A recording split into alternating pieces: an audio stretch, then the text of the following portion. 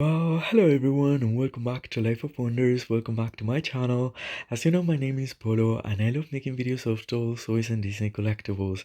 And as always, if you like this kind of content and you feel like supporting the channel, well, feel more than welcome to subscribe to it, and that way you will not be missing out on any of my future videos. Now today I want to share with all of you a detailed review, up close review of this beautiful Belle doll that was part of the premiere series that was released about 4 years ago now. I have previously shared unboxing and reviews for Snow White, Cinderella, and Ariel, and the next in line is Belle, as her debut of the animation was released back in 1991, and this premiere series focuses on the historical fashions according to that specific moment in time, which I think is a very clever and very unique idea, as if the princesses, a little bit like out of context of their animations, were attending their own premiere. And that is something so very cool. So that's why I feel that this collection, it's very unique. I love every single piece, although I have a special something for the first three, which are again Snow White, Cinderella, and Ariel, because their decades are farther away, and it's kind of hard to approach them that easily. For her, well, I have the certificates of authenticity here, even though she's out of the box already, and they produce 4,500 pieces, which is about half the size of the later releases from the Ultimate Princess Celebration line, other than the repeat dolls that were just a little bit above this, like probably 1,000 more. And here she is. She's very beautiful. I think she captures really well, again, Belle as attending her own premiere. And I'm going to get closer and share all the details this doll has to offer. First of all, we notice that she has her hair rooted, having this little yeah, this little like routine of the not routine, but growing pattern for her hair, which is rather unique. And most of the times the dolls were not capturing this, so in a way I'm very very happy that they had it present for this one, even though as the hair isn't parted in the middle but rather to one of the sides, it looks a bit weird. I mean, a bit weird. It looks a bit weird to how we see her again, always with her hair parted in the middle, but that adds to the 90s feeling to it, of having like a lot of volume that way, and just having a different, it's almost like a take that's very close to her original take, but it's a bit loose. You'll see she has a band on the back, but it's a bit loose and hanging down, and it feels a bit more relaxed. And then between Ariel and this one, obviously there were only 2 years of difference. So when they created Ariel, I thought that they made her look very much like mid 80s. I mean, she really screams 80s from every pore, and that is because they captured the essence of the whole decade, even though the animation was released at the very very end in 1989. So for Belle being released 2 years after, there were not like significant changes, but that's why I believe they made Ariel look a bit more like 1985, and then they could have a bit of a break for both Belle and Jasmine, actually, which are like very very close to one another. And I think that they captured very well these gala gowns that were very popular in the 90s.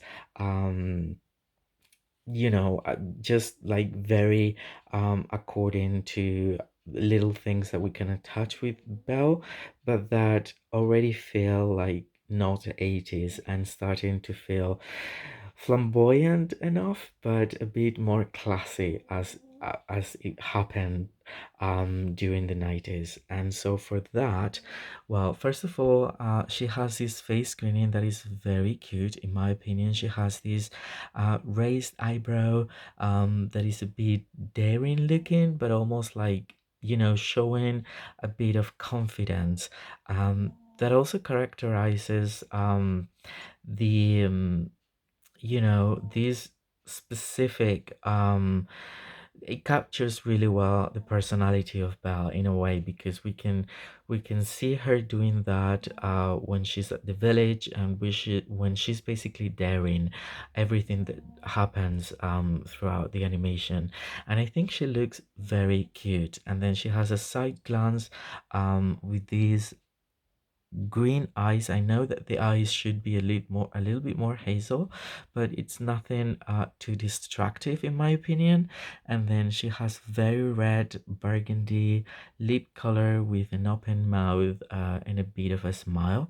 And then she has these classic looking um earrings with dangling chains hanging down. I don't know if you can appreciate them well, but that and then the rooted eyelashes are very natural looking. I mean, they're not over dramatic.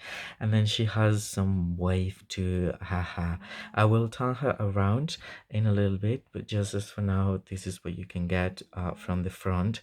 And what I like about this dress, which was, I think it was the first time that we experienced a overskirt moment situation, that now for the Ultimate Princess celebration we've seen at least 3 or 4 more times. So it's not as new as a concept as it was for this first one, like about 4 years ago. The dress itself, and this is something I very much like, and I wish a lot of the ones that were using this could have, and is that the outer skirt can be taken off and create two different looks in a way. That was able that could happen actually to the Cinderella gown from the Ultimate Princess celebration. You could take it off and have the bodysuit on its own, which was amazing, but not from Merida or the later version of Ariel, which is a pity because it would have given us a lot of more versatility to it. So there is this inner dress that is very beautiful, and again, in my opinion, very 90s, with these some sort of like pleated cut. So basically the bodice has these reference to her iconic gown, but underneath it has a modern cut to it, and the fabric is very soft. It's almost like it's very soft satin with the print of these flowers, these roses in pink and red. And then the dress itself, actually, yeah, it is connected. And then the inner skirt has this geometrical design, and then on the back it has a pointy yeah, a pointy shape to it. And then as we go down, we find her shoes, which are very basic but different. And that is something so cool because again, all of them have different shoes, and I think that these actually work so very well with this outfit. And then she has this outer skirt that is attached um is actually attached on the back, and you can take it off. And the outer skirt itself has this layer that is actually pleated on the front like so, and in this layer is where we can find embroidery over the roses and scattered little gems in gold all the way around actually. As you can see, I actually love the pattern very much.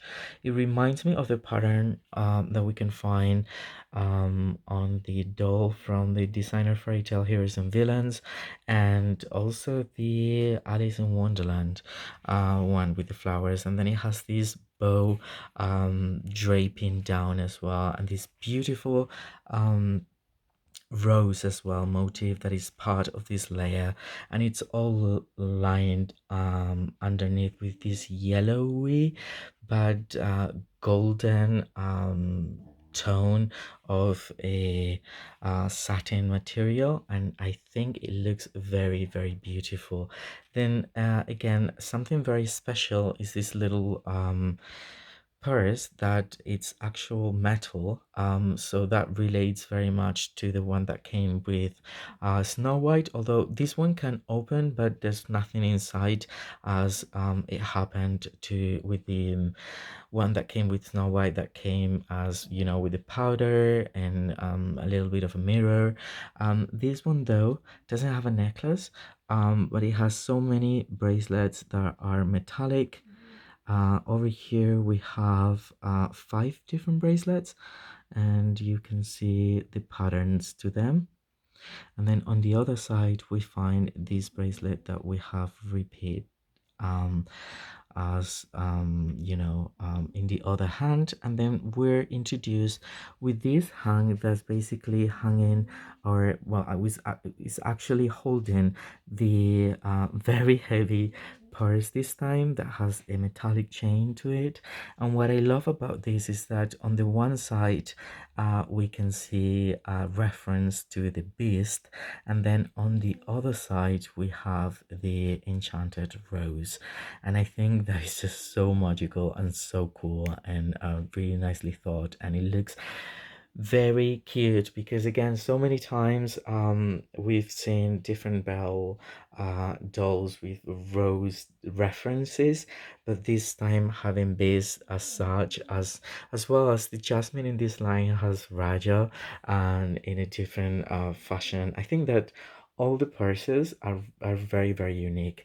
Now I'm going to turn her around like so, so you can see well, how the overskirt drapes, and then you can also see the embroidery that goes all the way around, and then there are these pleats, the pattern, the scattered gems, and then haha. Okay, out of the box is a little bit like messy looking, but I think that was the purpose of it. It has the little bun, but this time around is hanging like low and loose and a bit more like casual looking as it did in the animation, but there's obviously a clear reference to it. And then there are all these curls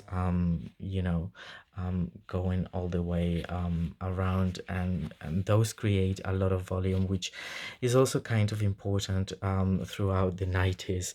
So yeah, this has been the review of this beautiful premiere doll series, Belle Doll, and I hope you've enjoyed it. And if you have, well, don't forget to like, comment, share, and subscribe. As always, I'll be more than happy to get back to all your comments. For now, stay safe, and I'll see you all very, very soon. Bye bye.